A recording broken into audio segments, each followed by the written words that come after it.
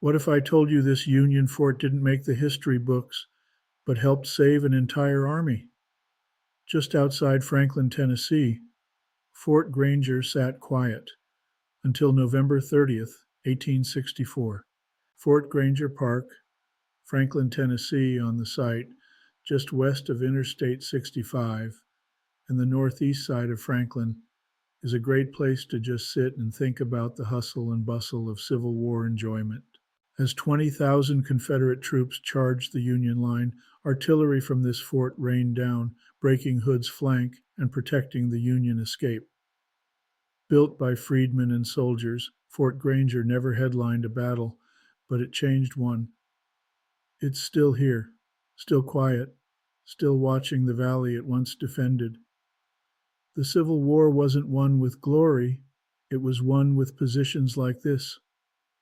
Few Civil War sites remain as quietly powerful as the remnants of Granger Fort in Franklin, Tennessee, built not as a monument, but as a necessity. This small Union fortification played a big role in one of the South's most contested areas. What happened here wasn't grand strategy, it was survival. Franklin, Tennessee, just 20 miles south of Nashville, it was once a sleepy southern town nestled along the Harpeth River, but by 1863 it was a vital crossroads, caught in the tug of war between Union occupation and Confederate resistance. After the fall of Nashville to Federal forces in 1862, Union troops extended control southward to protect supply lines and communications. Franklin became a forward outpost, one that required fortification. Enter Fort Granger, constructed under the command of Major General Gordon Granger in the spring of 1863. The fort was carved into the northern bluffs overlooking the river and the town below. Its purpose? Protect the railroad, the telegraph, and serve as a launch point for raids and reconnaissance.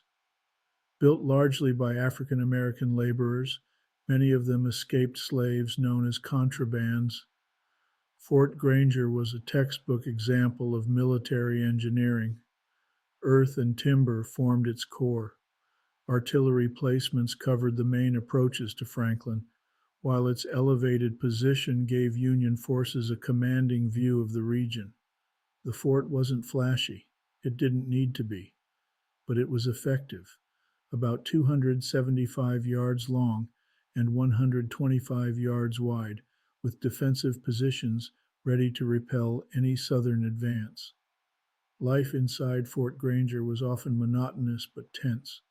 Union troops, mostly from Ohio, Illinois, and Indiana, rotated between patrols, drilling, and construction.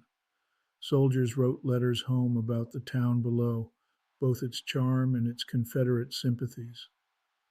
Locals resented the blue uniforms on their doorsteps, but the fort's presence kept guerrilla raids and sabotage to a minimum. But Granger Fort's true test came on November 30th, 1864, the day the Battle of Franklin exploded across the fields just south of town. That morning, 20,000 Confederate troops under General John Bell Hood charged toward entrenched Union forces in one of the bloodiest assaults of the war.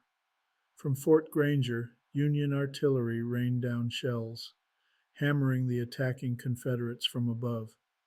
The fort wasn't the center of the action, but its guns played a critical role. Reports say some artillery pieces fired as many as 100 rounds during the battle, covering the eastern flank of the Federal line. It helped hold the Union right, preventing Hood from flanking Schofield's men and turning the tide of the battle.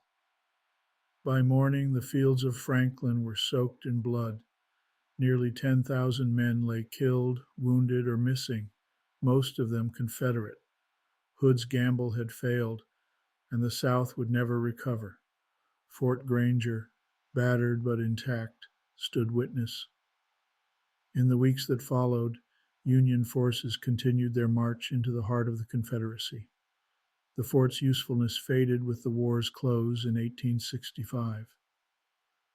Today, Fort Granger is a park, a quiet trail leading to a ridge where time seems to slow. The earthworks still rise from the forest floor, and the Harpeth still winds through the valley. Preservation efforts have kept it from being lost to development. And walking its perimeter, it's not hard to imagine the thunder of cannons or the tension of waiting for an attack that never came. Granger Fort wasn't Gettysburg, it wasn't Vicksburg, but it mattered. Tells a different kind of Civil War story, the story of occupation, preparation, and persistence. And sometimes it's the quiet forts like these that speak the loudest.